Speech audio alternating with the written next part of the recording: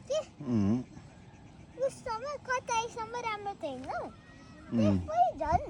नराम्रो भइरहे कतैमा त ठ्याक्क डुप्लिकेट हाल्दैछ के बाटो कतैसम्म मात्र डुप्लिकेट बाटोको क्वालिटी राम्रो थिएन है यता हामी मेर्चाबाट कतै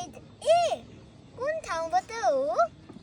कोशी सुरु हुँदैछ के हो हामी उदयपुर जिल्ला गएको नि है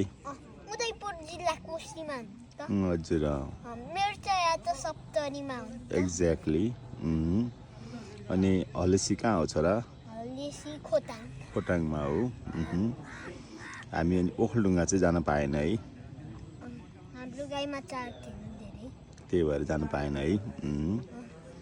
कस्तो मानिसहरू है कुन तारा हो सिसियादेखि भने गर्न लाग्यो त त धातेको रहेछ यो त बोर्डले के झुक्काइदिए है हजुर कस्तो अनि तिमी भर्खरै हाल्दै रहेछ क्या हगि त सिसियाजमा यतिकै अहिले त हाल्यो होला है भर्खरै हाल्दै थियो होला त्यो यतिकै त्यो पाइ त हजुर धातेको त होइन बा हजुर मिलम्चीको पानी सफा नै हुन्छ नै छैन पानी सफा छ पिउनलाई ठिक छ छोरा हजुर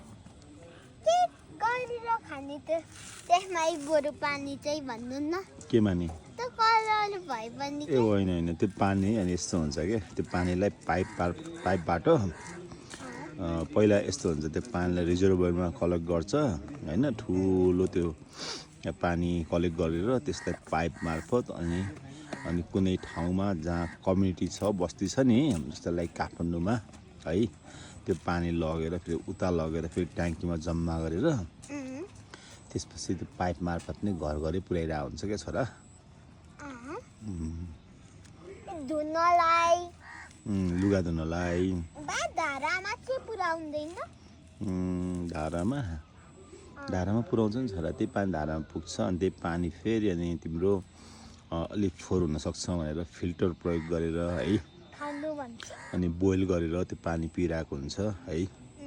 त्यो भयो भने पानीको लगाउने रोग पानीमा हुने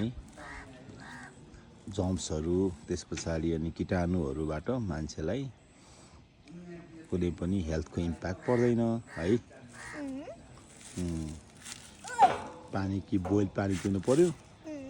कि के गर्नु पर्यो